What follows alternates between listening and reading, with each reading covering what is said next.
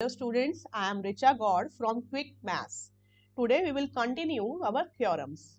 So the theorem is 10.3.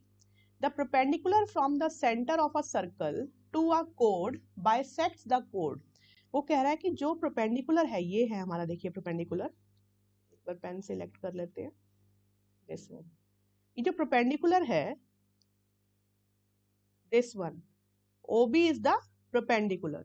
तो कह रहा है perpendicular from the centre of a circle to a कोड. कोड क्या है हमारे पास यहाँ AC. बाइसेक्ट्स द कोड. बाइसेक्ट का मतलब हमने प्रूव करना है कि AB किसके इक्वल है, BC के, या फिर हम ये कह सकते हैं B क्या है इसका मिड पॉइंट.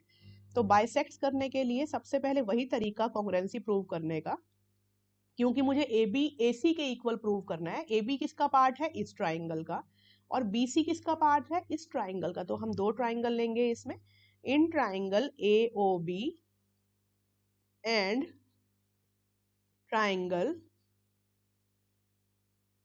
COB. दो ट्राइंगल्स ले लेते हैं इसके अंदर जो हम कॉन्ग्रुएंट प्रूव करने हैं. इन दोनों में अगर देखें तो हमारे पास, इसको रब कर देते हैं जो पहले है ये, यस, हमारे पास OA is equals to OC. इसमें OA किसके इक्वल है, OC के. दोनों ही क्या है, radius. And OB is common to both the triangles. OB जो है वो दोनों ट्राइंगल्स का पार्ट है. ट्राइंगल AOB में भी आ रहा है ये, और ट्राइंगल COB में भी आ रहा है. तो OB equals to OB, common. And next is, उसने गिवन दिया है परपेंडिकुलर फ्रॉम द सेंटर. इसका मतलब ये चीज गिवन है कि जो सेंटर से जो गिर रहा है कोड के ऊपर वो परपेंडिकुलर है, मतलब ये 90 डिग्री है. ये ऑलरेडी गिवन है. अगर ये 90 डिग्री है तो ऑब्वियसली ये भी 90 डिग्री है, क्योंकि हमारे पास किसी भी एक लाइन के ऊपर, ये अगर मेरे पास लाइन है तो ये जो एंगल किसी पॉइंट पे मैं निकालूंगी तो ये होता है 180, लीनियर पेयर. तो अगर इस पे एक डायरेक्ट सीधा 90 डिग्री का गिरता है तो ये अगर 90 डिग्री है तो ऑब्वियसली ये भी क्या होगा हमारे पास 90, ताकि दोनों का सम 180 बन सके. तो ये दोनों क्या है हमारे पास 90. तो हम क्या लिखेंगे इसके अंदर, angle OBA equals to angle OBC. दोनों ही क्या है हमारे पास 90 डिग्री.